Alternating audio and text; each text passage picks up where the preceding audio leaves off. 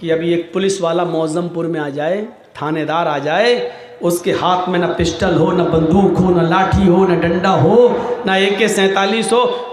सुना है कि यहाँ बहुत से लोग शराब पीते हैं, बताओ कौन कौन पीता है।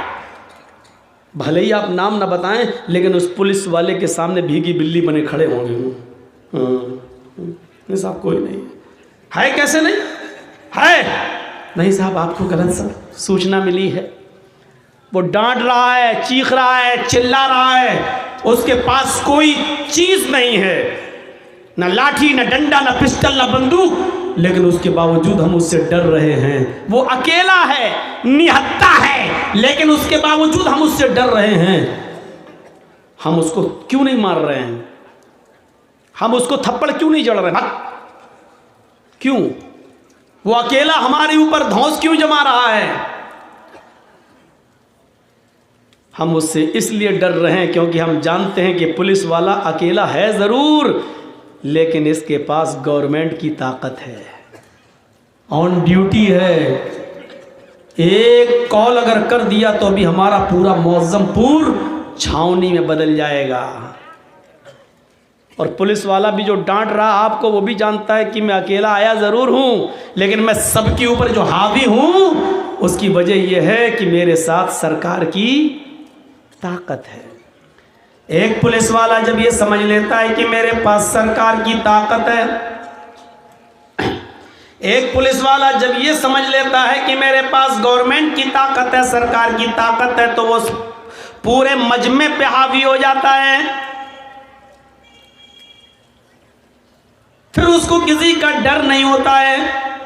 उसी तरीके से एक मुसलमान, एक मोमिन, जब उसके अंदर ईमान पैदा हो जाता है तो फिर वो किसी का खौफ अपने अंदर पैदा नहीं करता। वो जानता है कि दुनिया मेरे साथ हो या ना हो, लेकिन अल्लाह मेरे साथ है, उसकी मदद मेरे साथ है।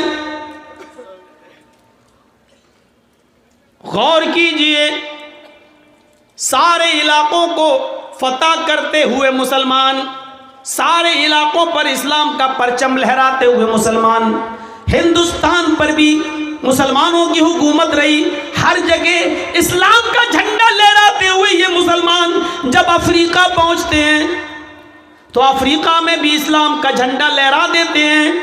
लेकिन अफ्रीका पहुंचने के बाद उनको एक समंदर मिलता है। अफ्रीका पहुंचने के बाद उनको एक समंदर दिखाई देता है। ये मुसलमान पीछे मुड़ के देखते हैं तो इस्लाम का झंडा फैल चुका है, दाएं देखते हैं तो इस्लाम का झंडा लहरा रहा है, बाएं देखते हैं तो उनको इस्लाम नजर आता है, सामने समंदर है। इन मुसलमानों का एक काबिल जिक्र नौजवान, नाम है उसका उक़बा इब्न नाफ़िअ, 2 रकात समंदर के किनारे खड़ा होकर समंदर के पानी से वुजू बनाता है। नौजवानों, अपना हाथ उठाओ और अपने गालों पे थप्पड़ मारो। एक तुम नौजवान हो और एक वो नौजवान है। दाएं देखता है तो इस्लाम, बाएं देखता है तो इस्लाम का झंडा, पीछे देखता है तो पूरी दुनिया में इस्लाम लहरा चुका है। सामने समंदर आ जाता है, चीखता है, चिल्लाता है, वुजू बनाता है समंदर के पानी से और 2 रकात नमाज पढ़ता है।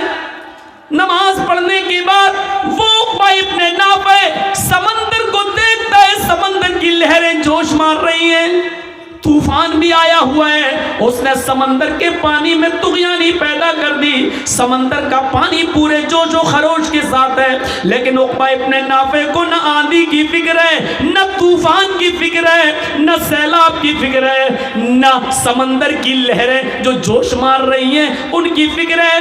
चीख कर कहता है, इलाहुल आलमीन, मैंने दाएं भी तेरे नबी का झंडा लहरा दिया है, मेरे बाएं तरफ भी इस्लामी इस्लाम है, मेरे पीछे भी इस्लामी इस्लाम है, मेरे सामने कोई बस्ती नहीं है, मेरे सामने कोई कंट्री नहीं है, मेरे सामने कोई गांव नहीं है, मेरे सामने कोई शहर नहीं है, सामने समंदर है, समंदर भी जोश मार रहा है। इलाहुल आलमीन, मुझे इस जोशीले समंदर की फिक्र नहीं है, मुझे सिर्फ इतना मालूम हो जाए इस समंदर के पार भी, इस समंदर को क्रॉस करने के बाद भी तेरी कोई बस्ती है, तेरा कोई मुल्क है जहाँ तेरा कोई बंदा रहता है।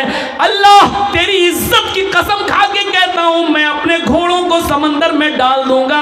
मैं लहराने वाली मौजों को नहीं देखूंगा, मैं उठने वाले समंदर के अंदर इन मौजों की परवाह नहीं करूंगा। मैं अपने घोड़ों को समंदर में डाल दूंगा और उस वक्त तक रुकने का नाम नहीं लूंगा जब तक कि समंदर को पार करके, समंदर को क्रॉस करके उस मुल्क में, उस गांव में, उस शहर में, उस सिटी में, उस कंट्री में भी जब तक तेरे नबी का झंडा ना लहरा दूं, जब तक तेरे नबी का झंडा ना फहरा दूं, उस वक्त तक मैं चैन से सोने का नाम नहीं लूंगा। मैं चैन से, मुझे नींद नहीं आएगी। लेकिन मुझे मालूम नहीं कि समंदर को पार क्रॉस करने के बाद भी कोई मुल्क है या नहीं।